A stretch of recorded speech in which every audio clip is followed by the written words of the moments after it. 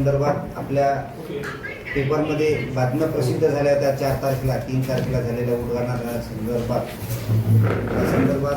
आम्हाला सुद्धा एक आश्चर्याचा धक्का लागला होता। त्यानंतर आम्ही सर्व मुख्याधिकाऱ्याकडून त्याची माहिती घेतली, रीतसर लेखी सुद्धा माहिती घेतली, हा काय प्रकार आहे। त्यावर आम्हाला ही पत्रकार परिषद घेणे बंधनकारक होतं, कारण का जनतेला याचा खुलासा व्हायला पाहिजे, जनतेला सुद्धा माहिती व्हायला पाहिजे।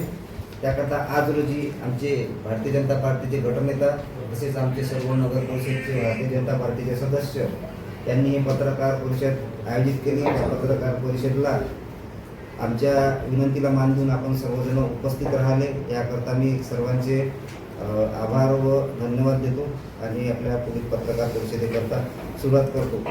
आपणा सर्वांना एक विषय माहितीच आहे, 3 तारखेला म्हणजे 3 मेला आपल्या चांदूर रेल्वे शहरामध्ये आपल्या सर्वोच्च न्यायालयाचे सरन्यायाधीश भूषणजी गवई हे आपल्या चांदूर रेल्वे येथील न्यायालयाच्या बिल्डिंगच्या इमारतीच्या वास्तूच्या पायाभरणीच्या उद्घाटनाकरता चांदूर रेल्वेला आले होते।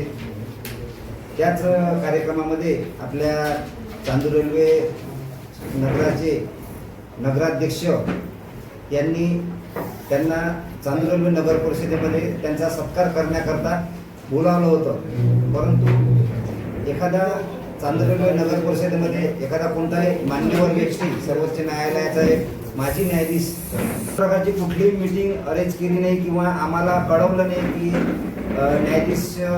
माजी न्यायाधीश साहेब चांदूर रेल्वेला येत आहेत, आपण सुद्धा आपल्या नगर परिषदमध्ये सत्कार घेऊ असं आमच्या भारतीय जनता पार्टीच्या 11 नगरसेवकाला आणि आमच्या गटाला कोणाला अध्यक्षांनी कळवलं नाही आणि त्यांनी तो कार्यक्रम ठरवला। अशातच कार्यक्रम ठरवला असताना त्यांनी चांदूर रेल्वे शहरातील ई लायब्ररीचे लोकार्पण सोहळा त्यांच्या हाताने घेतला, डिजिटल लोकार्पण सोहळा। म्हणजे त्याच्यामध्ये असं भासवलं की चांदूर रेल्वे शहरामध्ये ई लायब्ररी तयार झाली आहे, ई लायब्ररीमध्ये त्याचं लोकार्पण सोहळा म्हणजे ई लायब्ररीचं सर्व सुसज्ज 70 कॅम्प्युटर सुद्धा आले आहे आणि तो कार्यक्रम सुद्धा प्रशिक्षण सुद्धा विद्यार्थ्याला आम्ही देत आहे येणाऱ्या काळात।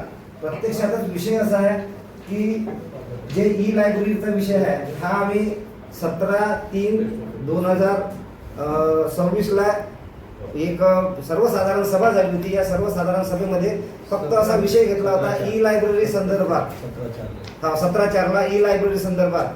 तर त्याच्यामध्ये असा विषय झाला का ई लायब्ररी आपल्याला चांदूर रेल्वे शहरामध्ये घ्यायची आहे, बस सर्वांना वायफाय सिस्टीम झाली पाहिजे, वर्क फ्रॉम होम झालं पाहिजे आणि सर्व चांदूर रेल्वे शहरातील विद्यार्थ्यांना अभ्यास करण्याकरता ई लायब्ररीद्वारे त्यांचा लाभ मिळाला पाहिजे। याकरता आम्ही साधारण चर्चा केली आणि सर्वांमध्ये तो ठराव मंजूर असा केला का बा ठीक आहे, आता आपण ई लायब्ररी आपल्याला मग घ्यायची, कुठं घ्यायची तर हुतात्मा स्मारकमध्ये घेण्याकरता आम्ही ठराव मंजूर केला। परंतु एखादा ठराव मंजूर केल्यानंतर एखादी जागा फिक्स झाल्यानंतर त्यानंतर पुढील मीटिंगमध्ये तो विषय कायम केला जाते। कायम केल्यानंतर त्या मीटिंगमध्ये तो विषय येते का सदर गोष्टीला सदर कार्यक्रमाला किंवा एखाद्या आपला एक नगर परिषदमध्ये कोणती वास्तू खरेदी करतो किंवा एखादा कार्यक्रम खर्च किती येतो, म्हणजे त्याचा आर्थिक आणि प्रशासकीय मान्यतेचा विषय पत्रिकेवर विषय असते।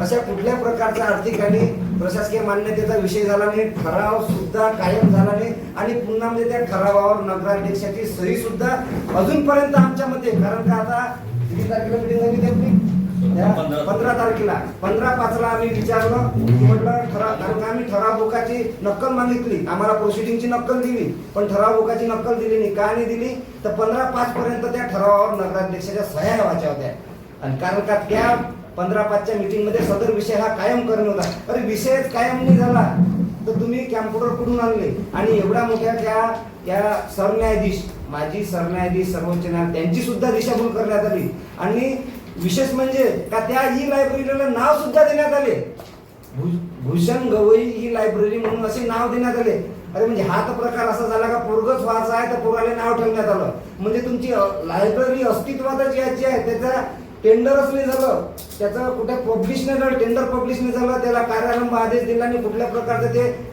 युनिटही तयार झालं नाही, तरी तुम्ही त्याला ते ई लायब्ररीचं उद्घाटन दाखवून आले। एक प्रकारे चांदूर रेल्वे शहरातील जनतेची दिशाभूल आहे आणि सरन्यायाधीश सर्वोच्च न्यायालयाचे सरन्यायाधीश आणि त्या कार्यक्रमामध्ये उपस्थित सरन्यायाधीश माजी आमदार, खासदार आणि उपस्थित काही नगरसेवक यांचा सुद्धा त्यावेळेस दिशाभूल झालेली आहे. यापूर्वी सुद्धा अशाच प्रकारचे दिशाभूलीचे कार्यक्रम अध्यक्ष मॅडम यांनी केले आणि या सर्व प्रकारावर आम्ही आज पत्रकार परिषद घेऊन आपल्याला पूर्णपणे माहिती देत आहे. करिता याची आपल्याला प्रेस नोट सुद्धा दिलेली आहे. यावर आपल्याला काही प्रश्न विचारायचा असेल तर आम्ही त्यावर तुम्हाला उत्तर देऊ.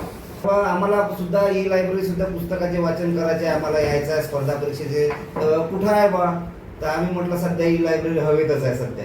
17 तारखेला साठेबाजी अजूनही आम्ही संदर्भात आहे का काम किती रुपयाचं आहे त्यांनी दिलेल्या बातमीमध्ये एवढं दिलं का 70 कॅम्प्युटर आणणार आहे. आता 70 कॅम्प्युटर किती रुपयाचे? कॅम्प्युटरमध्ये तिथं वायफाय लावायचा आहे, तिथं आणखी सुविधा द्यायची आहे, तिथं आपल्याला निवड ई लायब्ररी म्हणजे ई लायब्ररीसाठी नाही, तिथं युनिट आलं, तिथं ई लायब्ररीसाठी संबंधित तिथं वर्कर करणारे कामगार आले, तिथं ते ऑपरेटर आले, तिथं त्या प्रकारचे हे अजूनपर्यंत काहीच नाही. फक्त ते आपलं ते प्रोजेक्टर लावून दिलं. हे जे लोकार्पण केलं तुम्ही कुठल्या पद्धतीनं केलं किंवा कशाचं केलं, उद्घाटन केलं तर कशाचं केलं, तर अध्यक्षाच्या वतीनं हे सांगण्यात आलं की ती आमची संकल्पना होती, त्या संकल्पनेचं आम्ही उद्घाटन केलं. म्हणजे हा विषय तो असा झाला की मला इथं राष्ट्रपती भवन बांधायचं आहे, येऊन जा उद्घाटन करा. म्हटलं संकल्पनेचं पूर्ण कसं उद्घाटन करावं, म्हणजे व्हिडिओ आहे असं मी म्हणतोय म्हणून नाही की हे आमच्या संकल्पनेचं आम्ही उद्घाटन करून घेतलं. कारण आता ज्याही प्रशासकीय यंत्रणा असं कसं करू शकते प्रशासनानं सांगितलं, संकल्पनेच्या आधारावर प्रशासकीय यंत्रणा मग प्रशासनानं सांगितलं आम्ही कुठलाही खर्च केलेला नाहीये. त्या लेटरमध्ये सांगितलं या कार्यक्रमाचा कुठलाही खर्च केलेला नाही, आम्हाला या संदर्भातली कुठलीही माहिती नाही. जसा बाकी नगरसेवकांना माहिती नव्हतं, येणार आहे व्हिजिट देणार आहे एवढंच माहिती होतं किंवा त्यांचा सत्कार, पण तिथं आल्याबरोबर सरळ उद्घाटन करून घ्या. प्रशासनाची सुद्धा याच्यात दिशाभूल झाली, त्यांना सीओला सुद्धा माहिती 3 मे